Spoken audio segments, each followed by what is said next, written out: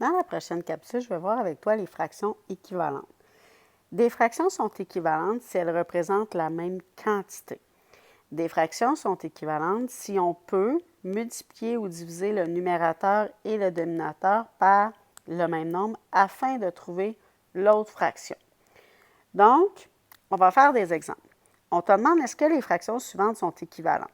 Donc, la question c'est est-ce que 2 cinquièmes est égal à 8 vingtièmes? Premièrement, si on le regarde visuellement, on a fait la même rectangle qu'on a séparé en 5 et on a pris 2 parties. Et à côté, on a fait le même rectangle, mais séparé en 20 et on en a pris 8 parties. Si on regarde visuellement, c'est la même grandeur. Donc, oui, c'est équivalent. Mais mathématiquement, comment on peut faire rapidement sans avoir à passer par le dessin?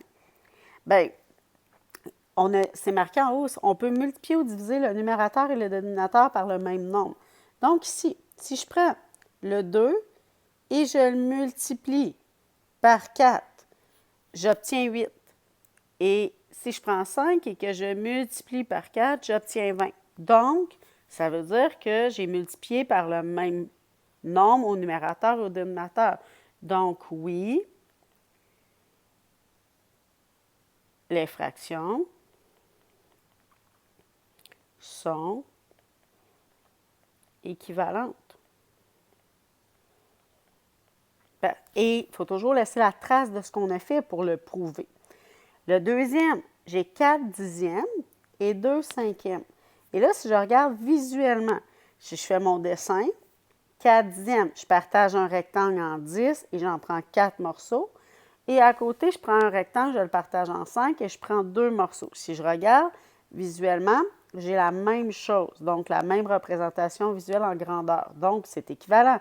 Mais mathématiquement, je peux grandir mes fractions, mais je peux les réduire. Donc, soit comme l'exemple A, j'ai multiplié, mais je peux faire, à l'exemple B, je divise. Donc, 4, si je le divise par 2, ça me donne 2. Bien, si je suis capable de diviser mon dénominateur par la même chose, elles seront équivalentes. Donc, 10 divisé par 2, ça donne 5. Donc, parce que j'ai utilisé le même nombre pour diviser au numérateur et au dénominateur, ça implique que oui, les fractions sont équivalentes. Parce que j'ai divisé le numérateur et le dénominateur par la même réponse.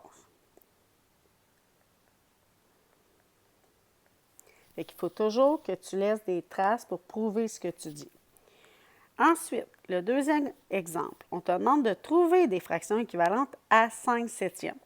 Premièrement, 5 septièmes, bien, je sais que je pourrais dire, bien, OK, je vais dessiner 5 septièmes parce que c'est déjà séparé en 7.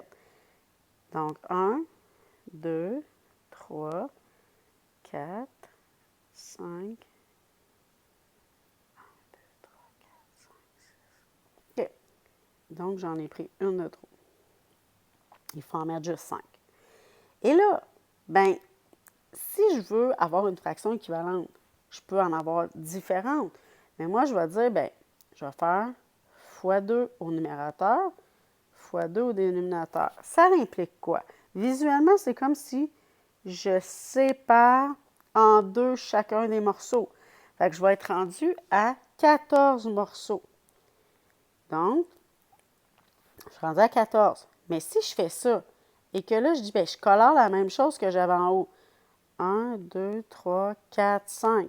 Mais les 5 morceaux séparés en deux, ça fait 10 morceaux. Fait que, oui, c'est équivalent, c'est la même grandeur, mais j'en ai 10 morceaux sur 14. J'aurais pu séparer en 3. Là, ça m'aurait donné fois 3 au numérateur, fois 3 au dénominateur. Ça m'aurait donné 15 sur 21. Mais je peux avoir plein de fractions équivalentes comme ça. Le suivant, on te demande de faire 11 douzièmes. Donc,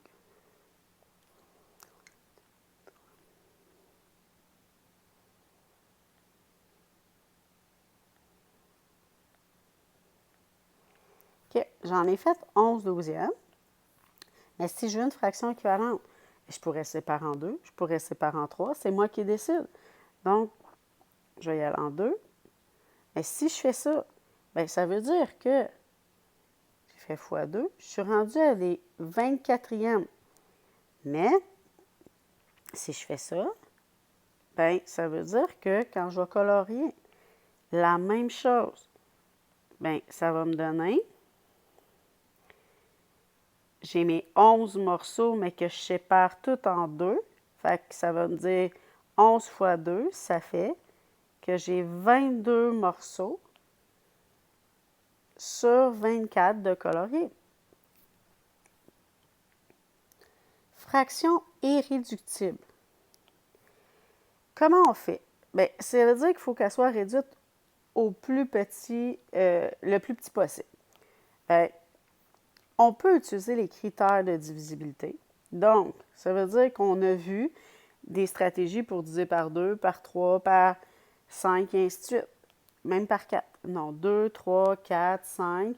Puis on en a vu jusqu'à 25. Donc, tous les critères qu'on a vus depuis le début de l'année sont toujours bons. C'est sûr que moi, je te dirais, si tu ne le vois pas d'emblée, que ici, ça se divise par 6, bien, vas-y, les deux nombres sont pairs. Bien, ça se divise par 2. Bon, bien, vas-y. Je divise par 2, je divise par 2 au dénominateur et au numérateur. 54 divisé par 2. Si tu ne le sais pas, tu vas le faire à côté. Ça donne 27. Et 66 divisé par 2, ça donne 33. Mais ici, ce n'est pas réduit encore au maximum. Parce que les deux, je vois qu'ils se divisent par 3. Donc, divise par 3. Et je dois l'écrire au 2. Donc, au numérateur, au dénominateur, qu'est-ce que je fais?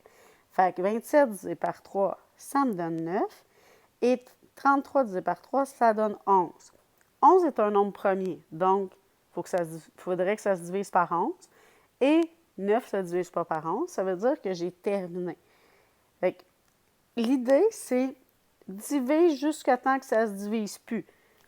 Et on ne verra pas ensemble la méthode suivante.